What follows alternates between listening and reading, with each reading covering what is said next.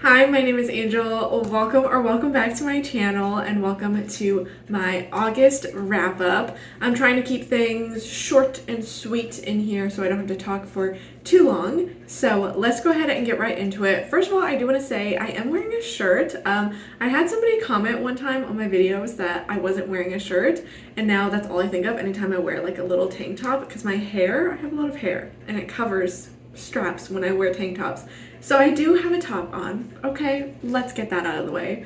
So starting off with my wrap up, I'm gonna go through everything that I read for videos in August first to get those out of the way because I don't want to sit here and talk repetitively about things that I've already talked extensively about in videos. So all of the reading vlogs will be linked down below in the description if you want to watch any of these videos for yourself and get the more in-depth thoughts. But first up, I had a reading vlog at the beginning of the month where I read 4 horror arcs, so advanced reader's copy of books that were coming out. The first one of those was Domestication by Shannon Knight. This is about a woman that is running from an abusive relationship, and she finds work on a farm with this older couple. The longer she stays there, the more sinister things get, and she uncovers the dark secrets that this couple is hiding. It was very, very interesting. It is very, very character driven. We are really inside of this woman's head and really focus on her journey as a person, of how far she's come leaving her past relationship and how far she is willing to go to change herself and make herself into a new woman. I gave that one 4 stars. I really liked it. Then I read The Night Guest. I'm not even going to try to pronounce this name. This book was translated from Icelandic, I believe. This is a novella, and this is about a woman who is having very, very strange symptoms. When she wakes up in the morning, her body feels physically exhausted. She feels like she didn't get any sleep. She is finding a lot of bruises and strange injuries around her, and she is seeking the help of different doctors and different specialists to try to figure out what is going on and how she can solve that. And the story kind of follows her as she uncovers more and more of what she is really doing at night to cause these symptoms. I really, really liked it. I think the writing was great, the horror was great. However, it was just a little bit too ambiguous in the end.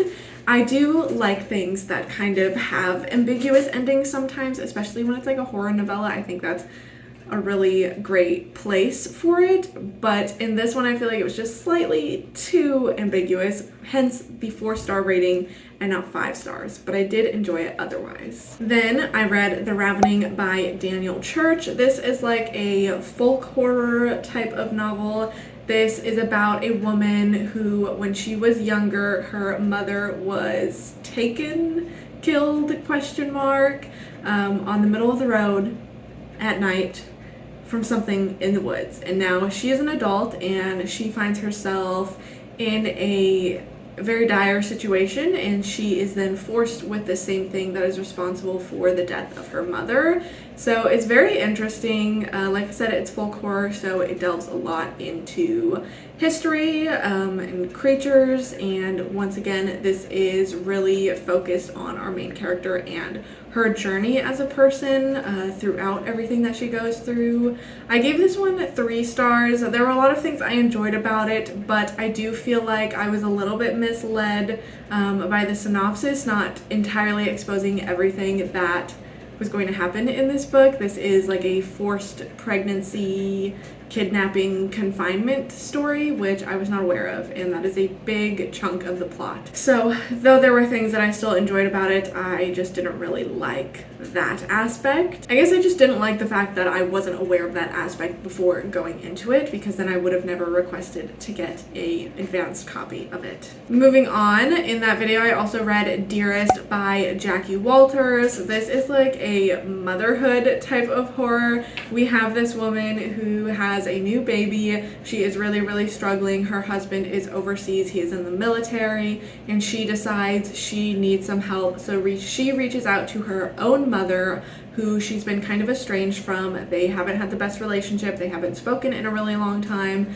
but her mother comes through and shows up and is there to support her.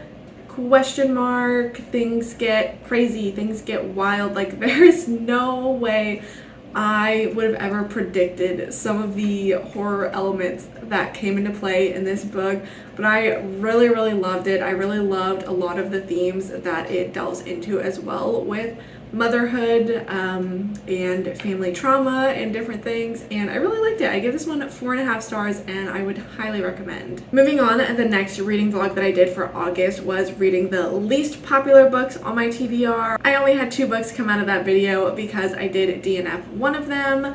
But the first one was Grove Hollow Metamorphosis by Shelby Nicole McFadden. This is the first book in a series of, I think, 4 books of a paranormal romance. This is a debut from this author. This first one I would put in the YA category, although I believe the next book and the continuation of this series is more adult geared. The author did mention there's going to be some spice in the next book.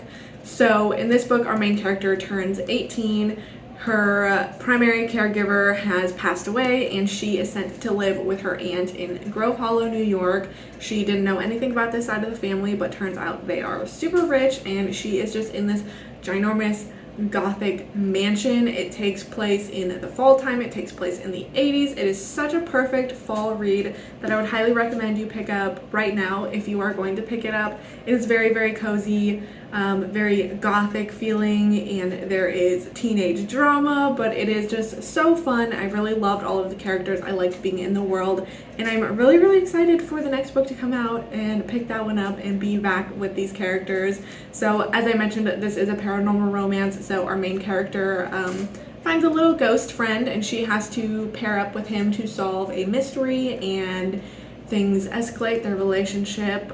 They realize that they have a lot deeper connection than they first would have thought, and it was just really fun, light, cozy, and I really liked it. I gave it 4 stars. The next one I read in that video was Rainbow Filth by Tim Meyer. This is a horror novella about people that are seeking a very rare psychedelic drug that will literally transport you to another dimension and open basically a portal into a different dimension.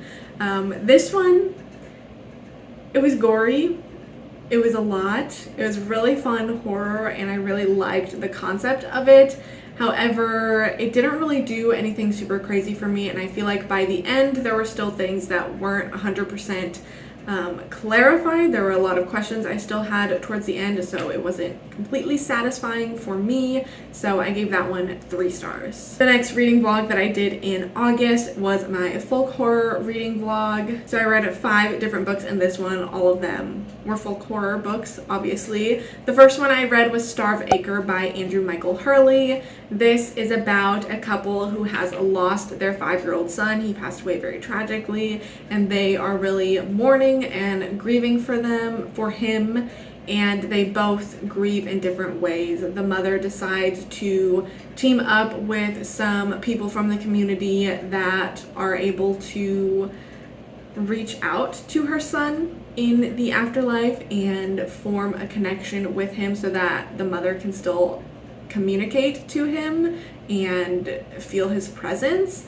The father grieves in a different way, where he really just tries to distract himself, and he is digging around the property looking for something specific, and he ends up finding something else. And I really like this. This was a very slow burn story, but once the horror really picks up and comes into it, like, I think it's very, very fantastic, very well done. A lot of grief as well. It just very beautifully written, and I really liked it. I gave it 4 stars. The next one for my folk horror vlog was Harvest Home by Thomas Tryon. This one is kind of similar. This is about a couple and their teenage daughter. They decide that they are done with the city life. They want to move to a small town out in the country, and they find Cornwall Coombe, which is this farming community where they farm corn, and corn is very, very vital to the community and helps to keep it running, helps to keep the people happy, and if the crops are good, the town is good.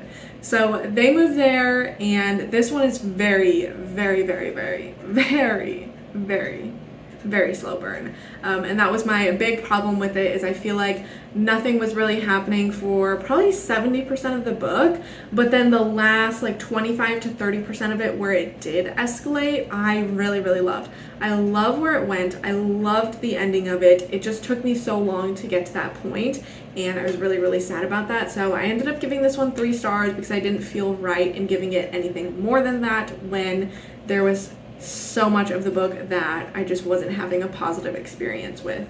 Then I read Ghost Wall by Sarah Moss. This is a novella in which our main character is a teenage girl who suffers a lot of abuse from her father, and her mother suffers as well, but her father has taken them to join this anthropology class, I believe, and this class is there studying the Iron Age.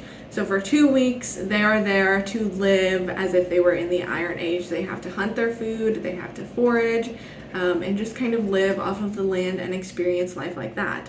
So her father takes her there because he is very much against modern times, against the modern woman, and really just wants her to have this experience and this knowledge, but he is a very abusive person. I really, really enjoyed the writing for this one, and I really like the story as well. This one's a little bit slower also, but being a novella, like, it's not that bad. And we eventually get to this point where things get very dark. It's almost like a descent into madness. There's a lot of social commentary. I really like this one. I give it 4 stars. The next one I read for that video was The Reddening by Adam Nevill. This is about a kind of backwoods cult of people that are called the Red Folk. They worship something within the earth, and we are following 2 different female main characters as they are both there for different reasons, and they get very, very caught up in this cult itself and have a lot of different things done to them.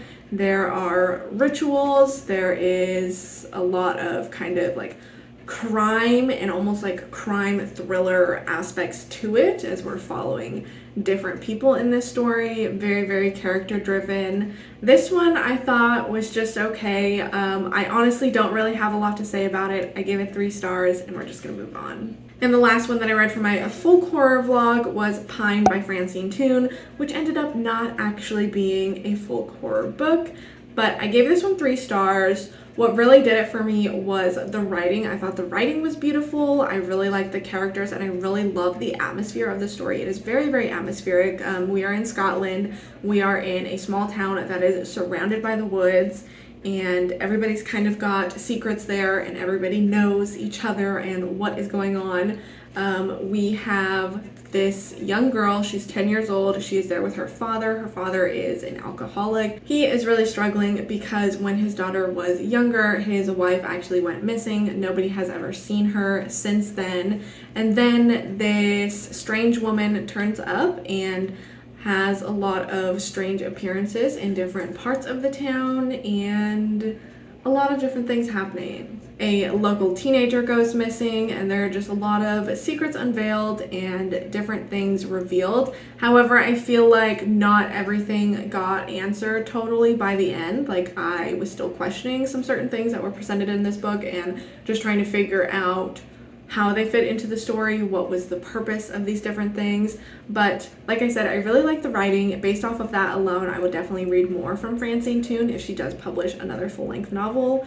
That was Pine. So that was everything that I read for reading vlog videos in August. So getting into everything else that I read on the side. As usual, I will be going from lowest rated to highest rated. So starting with 3 stars, round of applause, yay! We didn't have anything less than 3 stars in the month of August. Overall, it was a pretty good reading month, so I'm really, really happy about that. My first 3-star was The End of Her by Shari LaPena, I think. I've always said Lapena, but I think it's pronounced LaPena.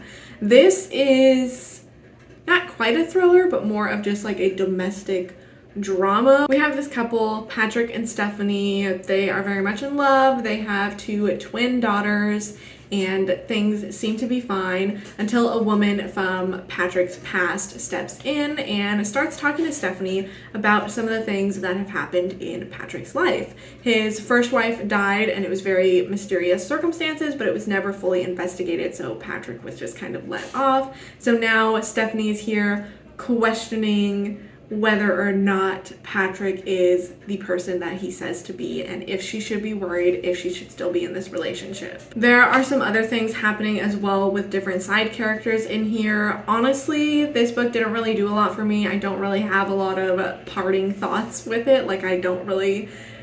Thinking about it now, I don't think of anything. I was engaged in the story while I was reading it. It kept my attention, but overall it didn't really do that much, so that's why it's just 3 stars. Next is my 3.5 star books. I had another thriller that was His and Hers by Alice Feeney. So in this book, we have a woman that comes up dead. We have 3 different perspectives that we are following. We have his perspective, which is a detective, hers perspective, which is like a reporter, journalist, and then we have a third perspective from the murderer, the person that actually is responsible for this death.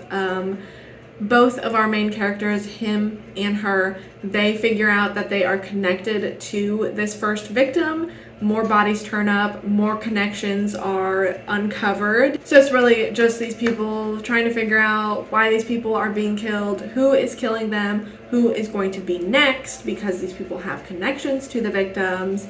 And overall it was a fun story. I was engaged the whole time when I was reading it. This had a plot twist or a reveal at the end that I don't think I ever could have predicted, so for that I gave it 3.5 stars. My next 3.5 star book was Bad Dolls by Rachel Harrison. This is a fairly short book. It is 4 short stories. I love Rachel Harrison, and she really brings in her signature sort of narration style into these stories.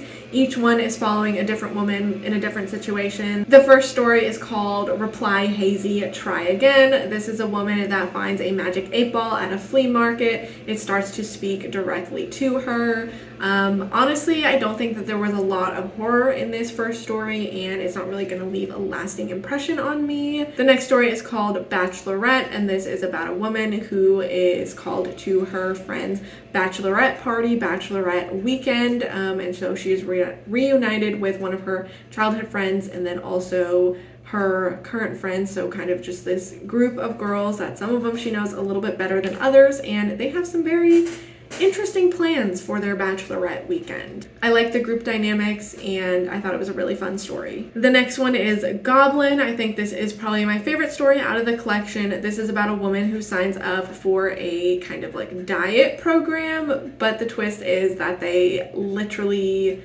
embark a goblin and assign it to her, and it's pretty much just there and keeps her in line, keeps her exercising, and keeps her not eating things that she shouldn't be eating as far as this diet program goes. So obviously there are a lot of trigger warnings for eating disorders, but I really like where this story went. I love the ending. It's definitely an ending that I'm going to remember. It's going to stay in my brain because I thought it was so fun. And the last story is Bad Dolls, the title story. This follows a woman. Her sister has committed suicide. She returns to her childhood home, and she finds this doll there that is haunted, and she believes it is possessed by the spirit of her sister. So she starts to let it in and get closer with this thing. I feel like this was just a very classic, like, haunted doll horror story involving grief, and overall it was okay. It wasn't my favorite. Moving on to my 4-star category, I read Morning Star by Pierce Brown, which is the 3rd book in the Red Rising series. So I'm not going to get too much into the plot or anything because obviously that would spoil the other books, but I will say I liked this one far better than the other 2. The other 2 for me, I was just kind of in the middle, like 3 stars. I don't really have a lot of feelings towards it. This one I think brought in a lot of fun elements and a lot of different things to the plot that I really enjoyed, so I gave it 4 stars in the end. Next is 4.5 stars. I had one book that was Summer Romance by Annabelle Monaghan. This is the first book that I've read by Annabelle Monaghan, although I do want to read her other books. I've heard so many good things over the years, so I thought it was finally time to pick one up. This is about a woman she has lost her mother, and then her husband tells her that he wants a divorce. So she is dealing with both of those things. Also, they have 3 children, so there's a lot of things going on there. This is really, I would say, not entirely like a romance as you would picture a romance, but more of like just a fiction following this woman, navigating all of these different things, navigating a divorce and being a single mother, also the grief of losing her own mother, and really falling onto her friends, and in that way finding a new relationship, finding a person that she loves and wants to be with, and juggling that on top of everything else with her children and with her divorce.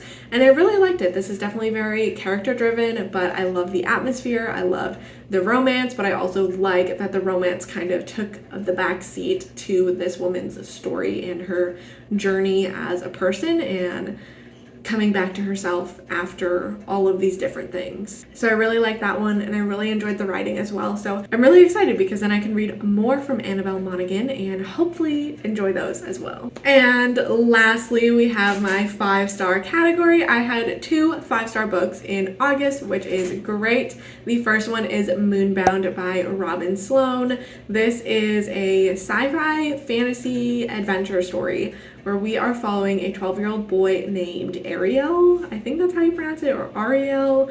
But he lives in this town that is ruled by a wizard. The wizard has this certain kind of path in his mind for our main character, but Ariel knows that he is destined for something greater than that, and he doesn't want to just stick around and be used in this wizard's plan. So he sets out on a journey to figure out what it is he's meant to do, and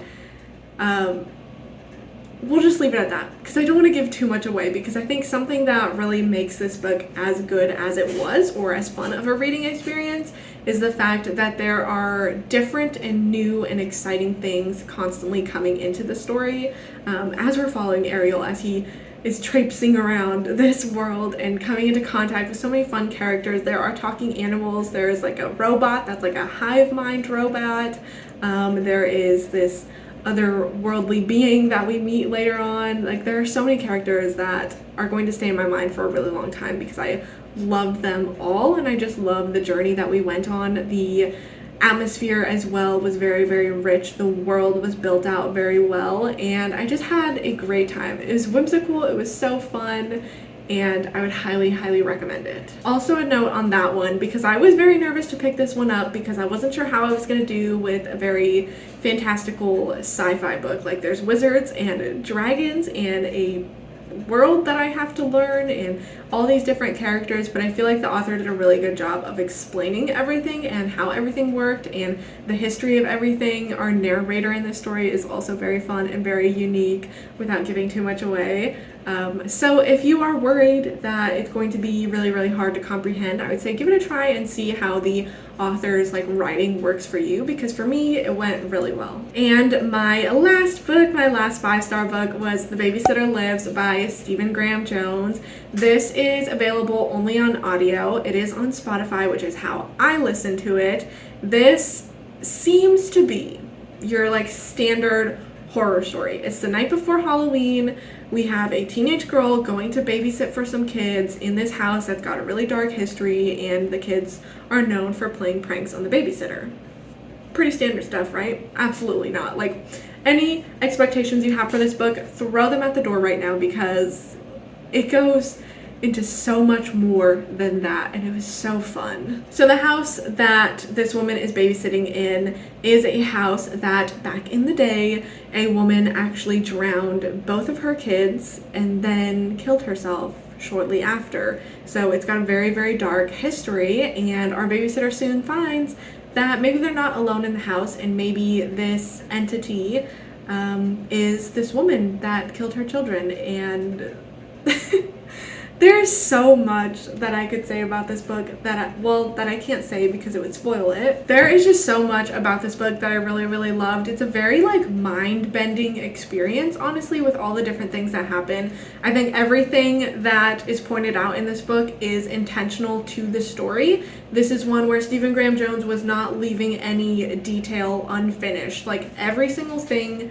even the smallest things that were mentioned, come back into play in the story at some point, which I think was really fun because I think this is a book that as you reread it, you'll notice more and more and more about the story with each reread. So I would definitely love to reread this one in the future. The horror in here was great as well, like some of the imagery that Stephen Graham Jones was able to get across with his writing. It was actually spooky at some points. I think this is a really good one to just like put your headphones on, set the mood, lay down, and just get immersed in this story. I think the narrator did a really great job, and I'm really, really glad that I picked this one up. I would definitely recommend it, especially if you're a Stephen Graham Jones fan. I don't think it'll work for everybody, but for me, it was fantastic. So that brings us to the end. Those were all 18 books that I read in the month of August. Let me know if you guys have read any of these, if you had similar thoughts to me, or if you had a different opinion. Let me know. I would love to hear it. Thank you so much for watching, and hopefully I will see you guys next time.